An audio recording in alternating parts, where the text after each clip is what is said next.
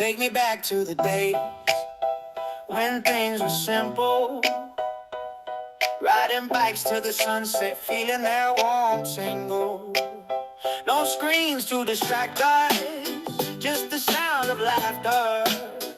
Making forts in the backyard, chasing after what came after.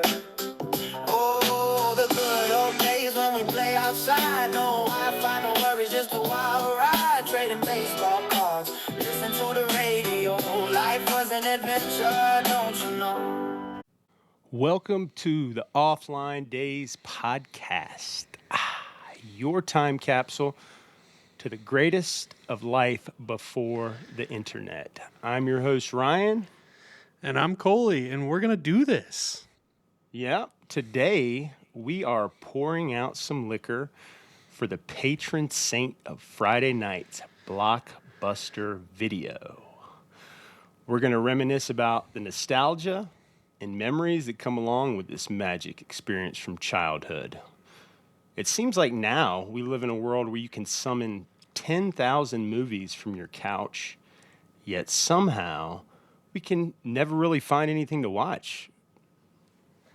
Seriously, there's so much to watch now. What, it's one of those things. Netflix never made me feel like a bad person, but it did make me feel like a lazy person. Now, Blockbuster raised me, shamed me, and made me the person that I am today. I mean, I love that, It's like, it's so true because there's nothing worse than sitting down to watch. You're like, all right, I'm going to watch a movie. Let's just fire up Netflix or whatever streaming service. And all of a sudden you're just bombarded with like so many shows. And sometimes it takes like 30, 40 minutes. And then you're like, is this going to be a good show? Is this going to be a good show? I read the reviews, and before you were just watching it, you didn't have all this preconceived notions of what it was going to be before. And I think that just kind of ruins the experience. It was like less is more, Yeah, and when you think about all the streaming services there are today, in Blockbuster, there were a lot of movies, and it was overwhelming. But like, there was eventually a cutoff, and like you had to, like, it was like, all right, time's going, we got to go. Like, we can't just be spending the night in a Blockbuster. At Netflix, there's no cutoff. Like, right, you could be sitting on your couch for hours and still not figure something out. Blockbuster was the experience of Blockbuster, right? Right, because you also got to think too. It's like, and this happened to me. It's like my mom or parents would drop me off, and there'd be like a time limit for me to they wouldn't just let me sit in there for 2 hours to find a movie. It's like, there's a bit of a timer here, so spend 10, 15 minutes looking for a movie, pick that shit up, get your ass back in the car because we got to pick up Domino's Pizza on the way back, and start the Friday night shenanigans, right? Yeah, I mean that was the whole experience of Blockbuster. Is that was the drive? Was half the experience was the drive there? Like, you're driving, you're like, yes, I think I know what I want. I'm excited for this. I'm gonna pick the movie. I'm gonna be in. I'm gonna be out, and we're gonna be on. And we're gonna start this movie, and then like 20 minutes later, you're just meandering up and down the aisle. Yeah. I mean, and I actually miss wandering down the neon lit aisles, pizza sleepovers with friends. And what about this? The high stakes gamble. Are you ready? Yeah. Of picking a movie just based off of how cool the artwork was. Oh yeah. Oh, absolutely. Though that's me today in general. I think I'm an art snob, and that's how I buy my beer cans now. Is it? Yeah, I love the art on the top, and so I guess hats off to the movie producers who are like, this is gonna be the title of the movie. This is gonna be the title and the cover of the movie. We're excited for it. Yeah, and I agree. And and even if you did pick a movie just based off of the cover art and it sucked ass, I feel like it wasn't the same as today, where today it's like you lost three children or something. Like it was like just catastrophic. Like you picked the wrong movie, it's do or die, life or death. Like back then, like you picked a movie and it wasn't great. It seemed like the stakes weren't as high. It wasn't like, oh my God, I just wasted my time. I'm never gonna get it back. Well, that was the movie. That was it. Like you chose that movie, and whether you wanted it or not, that was, or whether you liked it or not, that was your night. The thing about Netflix now is you're like, oh, this movie sucks. I'm gonna stop it. You could be an hour and 20 minutes into a movie, and you stop it and you start a new movie. Yeah. And do you have I know it's ridiculous. I mean, do you have I feel like for me, it's like, I don't go that deep down the rabbit hole, but if it doesn't immediately capture my attention in like 15 minutes, my mind is already like, all right, what else is out here? What's better? Let me look at Facebook. Let me look at Twitter. Yeah. It's, Yeah, I see, feel that's like the it's thing just, about Blockbuster is you didn't have Twitter and you didn't have Facebook. Like that was your entertainment for the night, and hopefully it ended up being a good movie with a good movie star in it. And then the other thing is just remember like negotiating between friends and family and getting into arguments about what movies right. you needed. Yeah. It's like, no, it's going to be Father of the Bride. No. I'd rather watch White Man Can't Jump. No. I'd rather watch that new Brendan Fraser movie, Yeah. It's Yeah. And then you end up with some movie where you get some Timu Matt Damon who's the star of it, and you're just like, what the hell did I what is watch? this shit, What did we Geely? What pick? the fuck? Yeah. Matt Exactly. Damon. Yeah. Oh, but hey, they did. Let's be honest. Like the Matt Damon Ben Affleck combo there has been kind of tried and true since Good Will Hunting. Oh yeah, oh yeah. I mean, I think that could be an episode in itself of just talking about just movies in the Right. 80s and 90s.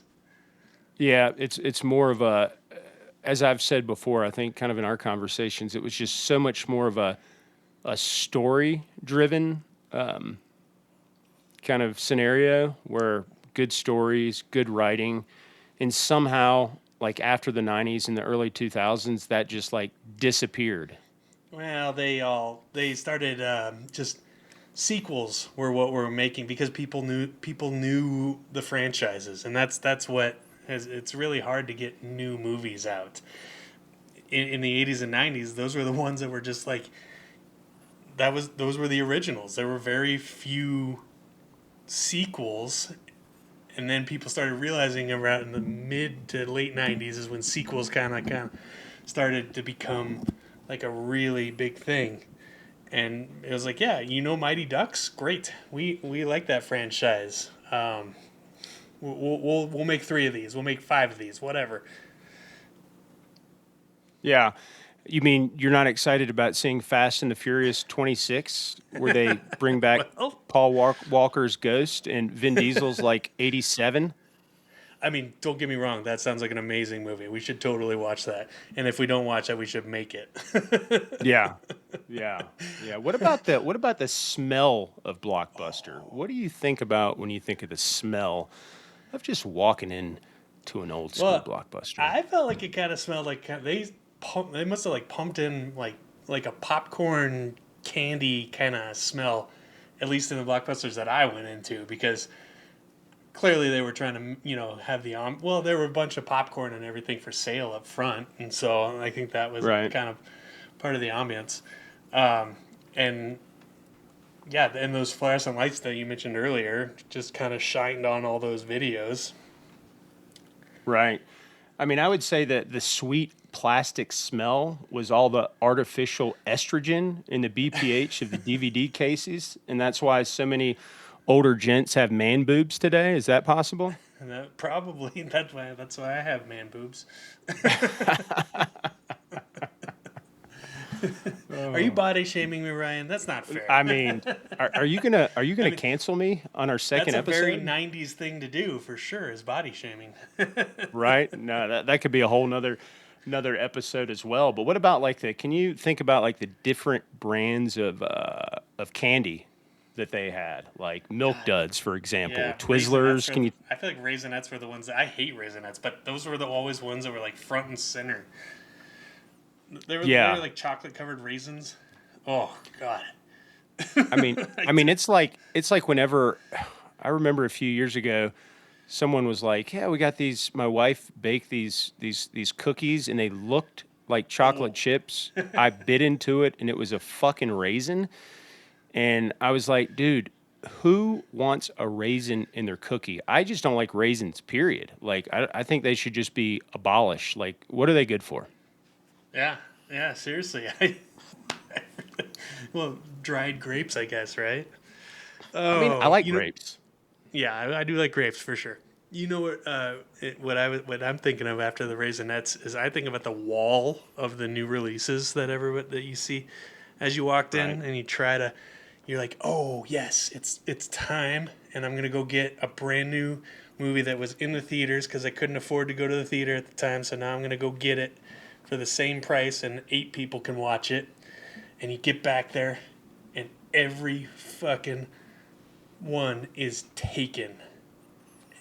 You're That's just like, wait, what? It just came out. How is it taken? So now you have to stand by the return bin to just check and see if anybody's like, hey, was that movie? Was that Mighty Ducks? No. Was that Titanic? No. I mean, it was a good way just to learn about the reality of the world early. Like you can just get your soul crushed, and you just have to move on, right? I mean, it's Oh yeah. the crushing disappointment of out of stock.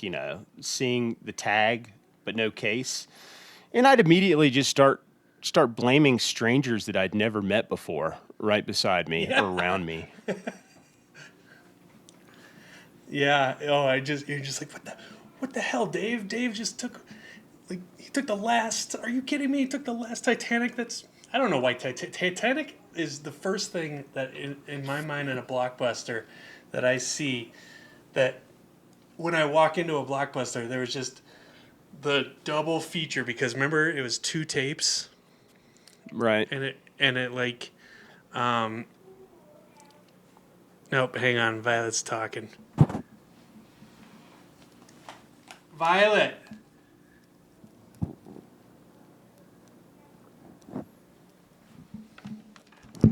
Oh, that's fine. That'll just be a little added nuance to this, right? To show that we're real people. Who are you talking to? Can you close your door?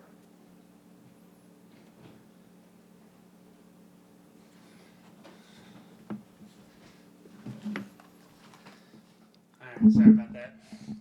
Oh, no worries. I was just talking to you while you weren't there, which was also nice. Excellent. Yeah. But what about Where did okay? we where did we leave off? I was talking about Titanic, the wall of Titanic, and blaming the Yeah, strangers. you were talking about that like that was your like there's something there with the Titanic that's some trauma buried down deep. That Trauma. That was like my first porn. That was like that was the reason that I went to see Titanic because we found out that you got to see boobs. Yeah, I mean that was I mean that does kind of take you or makes me think about just when you're at the age of getting like innocent blockbuster movies and then it turns over to ooh, I think there was a boob in that one or Yeah. Yeah. it's like you had did you ever have like the cool parents that like when you were younger and you were like, I want to watch a rated R movie, but I know my parents won't allow it, Yeah, so I'm gonna go over to so and I didn't have the cool parents either. No, I mean, Yeah, we had to watch whatever our age was. So 13, we were watching PG-13s. Um, every once in a while, we'd go to a friend's house, and that was where you had the cool parents, where you could watch a rated R movie. I think that's where I saw um, Terminator for the first time. Ooh, Yeah, that was great. The Terminator. That that was. was a good. You know who freaked me out? It was that. It was the shape shifting fucker Yeah, that would just like you just couldn't kill. yeah, yeah, absolutely. I don't. God, that that was a good movie for sure. I don't remember too much of it, but I think it was because I may have blocked it out trauma Right. wise because I was like, I'm too young to be watching this. Yeah. I Oh, think for Alien, that me, was the other one. Alien gave me nightmares. did it? When Yeah, I they feel like that. popped out of that woman's chest or Yep. stomach or whatever, just Yeah, woo. that was pretty that was pretty terrifying. And I think another one, an older movie that I saw when I was younger that terrified me was Poltergeist. Oh yeah, oh god. I, I hated that movie. I mean, it's not just terrifying that you have that little blonde girl that's like seeing things that are coming. You know, you got like old people that are just creepy. You got like that that fat lady named Tangina or whatever her name was, the psychic that sounded like an alien from like another dimension, Yeah. all in one place. Yeah. I mean, so that was nice that we could get all get all those. What do you think happened to all those movies at Blockbuster when they would have a wall of new releases, and then by the time it became like a, you know, maybe maybe 5 weeks after it was like considered a new release, it was like down to like two. Where did the rest of them go? There's no, there's no way that they just got rid of all these VHSs. I mean, were they selling them? Like they had to have done something with Well, them. maybe they maybe they would shift those over to the which is another topic, the mom and pop stores. Oh yeah, yeah, yeah. The good old mom and pop stores, the ones that were a little more expensive, but you could go and they had the uh, the saloon doors that everybody could go behind. Ooh, the saloon doors. That's where the explicit stuff was that you would like it would be awkward when you'd see like one of your friends' dads like pop out of the saloon doors and Yeah. you'd be like, "Oh, geez, sorry, I was just in the wrong section there, This isn't where you little find Bambi. Jimmy." Yeah. What is There's no. this? What is this in my hand? I didn't mean to get Debbie Does Dallas, but Yeah. Oh God, that would be embarrassing. I mean, I guess luckily we were not old enough to be renting from the mom and pop. I mean, the mom and pop porn shops. yeah. And then you also had like, I mean, that was an interesting part of it, but I think another kind of cool aspect of the old Blockbuster stores and just the mom and pop stores is just the clerks. You know, Yes. the sweaty Cheetos covered clerks. And they would have the wall of employee pics, and you'd be like, "What the hell is this?" And it was like that employee saying, "Trust me, this is a good movie." And you'd be like, "Who are you, Kyle? Why do you like this movie, Kyle?" Yeah, Sometimes Kyle would nail it. he would. Like 25% of the time, Kyle would nail it. And then they'd be pretty like, you know, some of them, they'd kind of be like retro, I feel like retro stoner movie people, like people that worked at a Blockbuster or a movie store back in the day. You know, obviously it didn't cost as much to live. So you could probably make a decent living as a younger kid, you know, with extra change. And if you were a movie buff, you know, it was probably an ideal place to kind of carry on your shenanigans and you know fuck with people in the Totally, store like I'm sure totally. they love to do. I used to work at a movie theater, and you remember those giant cardboard box like cutouts of actors and movies and stuff like that. Yeah. We would steal those because those no joke, each one of those cost $1,000. Wow. Yeah. So I bet the people at Blockbuster did the same thing. And like once Terminator had run its course, they gotta put that giant Arnold somewhere, right? Yeah. Ends up in Kyle's basement. Kyle's basement, along with the three bodies down there in Kyle's basement, for sure. Yeah, I mean they're we don't want to stereotype a Blockbuster worker, but we will here. We will. We will. Yeah. I What feel a- like they were just super. Go ahead. No, I was gonna ask you about what about the "Be Kind, Rewind" slogan? That was basically them saying, "Try us. Come on, bring it on. See what happens." Fuck around and see what happens, kind of deal. Yeah. You like. Well, I mean, I it would get pissed. I mean, I don't know if I would always adhere to it, but I would certainly get pissed if I popped in a movie and it was like halfway through it. You know, I'd be like, Kyle, you need to start enforcing your fucking policies. Well, yeah, exactly, and that was rough because, now in Netflix you're starting it at always at the beginning, but there was a chance that this would be a brand new movie, and all of a sudden you have this major spoiler alert of a dude dying in the middle of New York City, and you're like, oh no, turn it off, turn it off, turn it off.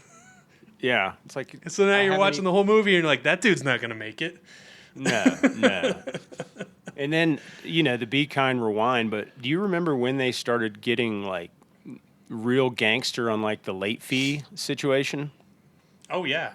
Oh, it wasn't a late fee. It was a shame tax. Yes. They weren't charging you for for your time. They were charging for you as a person. You are a lazy son of a bitch, and you could not return it yesterday. Yeah, and the quiet shame when the cashier says the total and it's your mom's there with you and it's instead of $12 it's $64 and you're like See, the libraries should have taken something out of Blockbuster's book because who the fuck pays a nickel? It's like, yeah, throw that on my tab. right, And then they'd always ask you, do you want to pay it now? And you'd be like, no, I'm not going to pay 25 cents right now. But Blockbuster, it was like, hey, you want to rent this movie? Then you got to give me all this $125 that you owe. Yeah. It's funny. Yeah, that was like I feel like that was the beginning of the end for them. Like I feel like later in the 90s they started getting like ridiculous with the fees and it just wasn't on par with the cost of an actual video. It was like a small car down payment. Oh, I know. It's crazy. It's crazy. It's great, but they clearly made money, and that's how they made their money. You were telling me about some of your friends that something about a drug deal, and maybe that's how the employees made money more. I don't know. Yeah. Yeah. Well, I talked to a few of my friends and a few kind of random people asking some interesting stories. One of them, he said he had a dude come in, ask for the adult section, and the guy said there wasn't one. He walked around for a while, then came back to the counter and bought the Yoga for Mommies DVD. I mean, come on. Oh my god. Dude, buy a magazine. Yeah. That was kind of back with the saloon doors, like we said, like, because some of them, I feel like the Blockbusters maybe didn't have the saloon doors. That was maybe like a tactic for the mom and pop shops to like compete a little bit by having some like softcore porn in there. Yeah, yep. I think so, and I think there was a point when Blockbuster became more of a family friendly. This is we're only going to be showing major Blockbuster movies. Oh, maybe that's where they got the movie title from. Right. Another one is interesting. One of my friends told me, he said he worked at Blockbuster. He had a guy buy or rent something. He came back a minute or two later saying that Blockbuster overcharged him. While he was digging through his pockets, he pulled out some paper. He unfolded it and spilled cocaine all over the counter. He tried to wipe it away and ignore it. Then he dropped whatever argument was made and just left. So He clearly wasn't going to pay his late fees.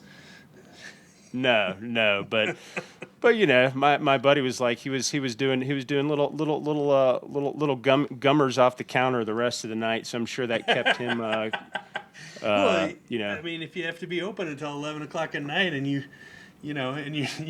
between the ages of 15 and 19, you got to keep something going. Yeah. I mean, there's the Blockbuster stories are great, and it's fun to go back, and part of it, like we talked about, is really just the community aspect, right? Of being together in one place, everyone's kind of sharing excitement. I just miss that part of it a bit. Totally, walking the aisles like you're pacing a prison yard. Yeah, and also think about what reviews have done to, like, how long it takes us to find movies. It's like, before I look at a movie these days, I will just go to Rotten Tomatoes or IMDb or wherever, and it's like, if this movie is not over 95%, it's not worth my time.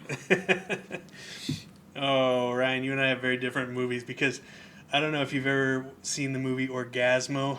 That movie got like a 10 on Rotten Tomatoes, and that is by far one of the best movies in the world.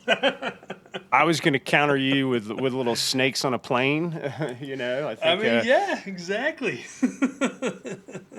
Rotten Tomatoes. No, let's go back to good old Blockbuster and just be like, yeah, that was a good movie. You should go rent it. Right. I mean, I think it was just easier for people to form their own genuine opinions before the internet review platforms. Aside, you had Siskel and Ebert back in the day, but I was just thinking about them. yeah, I think one of them died. Was it Siskel or Ebert? Or maybe I'm pretty sure dead. they're both dead now. They're two thumbs up their butts. Two thumbs up the butts, gone. And what about the trailers? Like the trailer back then, I guess that kind of felt like the most important source of information. Like, it didn't matter how shitty the movie was, because we didn't have all these review platforms, but if it was a dope trailer, then it was absolutely something I was going to watch. Yeah, absolutely. You become your own movie critic, right? Your own Siskel and Ebert right there. Yeah, totally your own. go rent that. Yeah, and it was, it was just more about, and also more about, like, I would say, just general feedback from, like, your friends watching movies, like, that would tell you about them the next day or whatever. Mm-hmm. Like, oh, I just saw Terminator or whatever. It was awesome, and that was kind of what reviews were before reviews. It was just like hearing it from someone else, like hearing about a band, right, or whatever. Yeah, exactly. And then you got to go do that with your family or your friends, with you holding your Domino's pizza and making sure that you could do it quick so it didn't get cold. Yeah. Did you have a specific, ritual? Like, did you guys order pizza or fast food, or what was kind of the ritual in y'all's Yeah, side of it it? was always a Friday night, and now I realize as an adult, I realize why my parents did pizza on Friday night, because by the time you get to Friday night, it's fucking exhausting. And we thought it was really exciting that we would get to have pizza, and it was a really big special treat. But as an adult, I'm like, yeah, I get that now. And then we would get one movie and we would get one video game. Okay. One movie, one video game. And do you remember kind of some of the earlier video games that you would indulge in? Yeah, well, I mean, so we one time when I had the chicken pox, we rented a Super NES so that I would keep my hands off of the from scratching myself. And so I would play video games so that I wouldn't be scratching my arms. And we played I beat Mario in like Ooh. the 5 days that I had chicken pox. I beat Mario.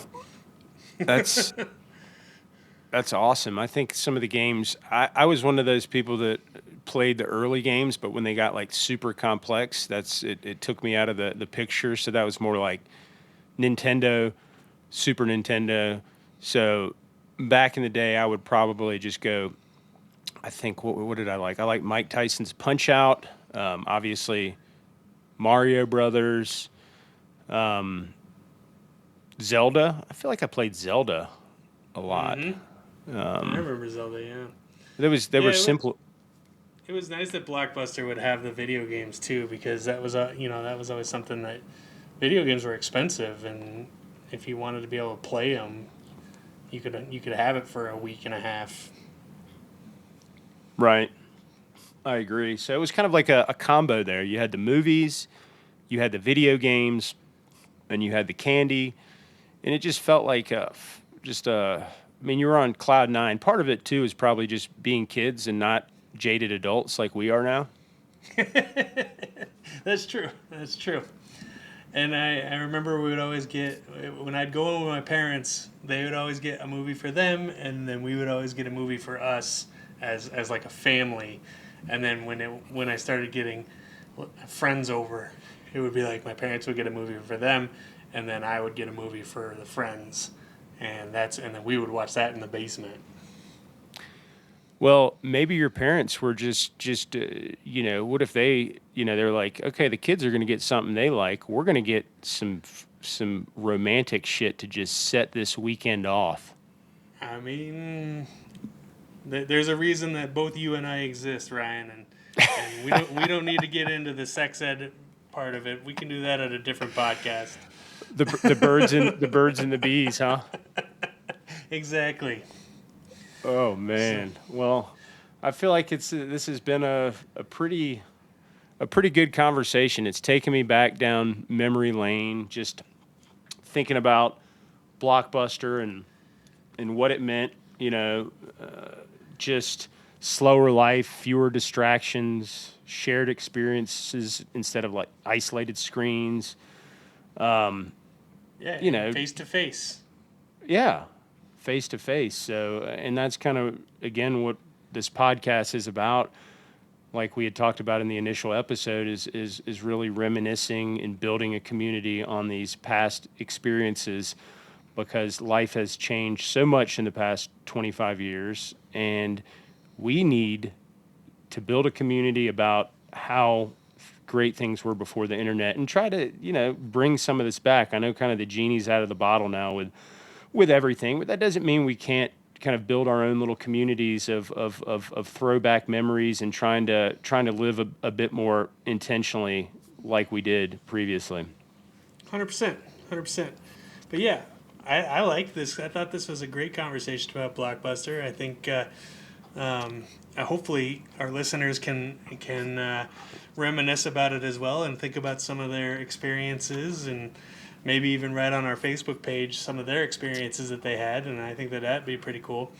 After we wrap this up, Ryan, I'm gonna go watch some Netflix. You're gonna go spend an hour to find a movie. Yep. That's awesome. That's awesome. And where can people find us, Coley, from a social people media can find perspective? us. Yeah, people can find us on Offline Daze. We have a Facebook page, an Instagram page. We now have a TikTok page, and we are working on a Twitter page. Twitter X, I guess now. Yeah, we're working on a Twitter page, and so those are the 4 platforms that you can find us right now, along with YouTube. Nice. I thought you were going to say you porn, but I'm glad. YouPorn. I'm glad. I'm glad it's you Pornhub. too. No, not. Porn- You don't want to see No. us on Pornhub. Trust me. No, Mom, I don't want to share my recent recommendations on Pornhub to you.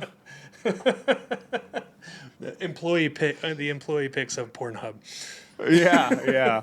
And it's Offline Daze at Offline, and Daze is spelled Daze. So we kind of wanted to throw that in there like dazed and confused. So because I Yes. feel like we're in a daze now with all this fucking technology that I hate so much. So 100%. so I appreciate everyone listening, and tune in. We're still trying to brainstorm next episodes, but I'm gonna throw this as a teaser. I was thinking, Coley, of things that could have killed us as kids. Ooh, I like that one. That's kind of like Drunker Kids. So yeah, I think that's a great teaser. We'll build on it, but we appreciate everyone's time. Hope you have a great day, and we're going to be doing these weekly episodes. So tune in next week. We still haven't, I guess, picked a specific day, but we'll, I guess, figure that out, whether that's on the weekend or what day we do it every week. But Yeah. we look forward to getting this moving. Can't wait. So thanks everybody for listening, and we will see you next week. All righty.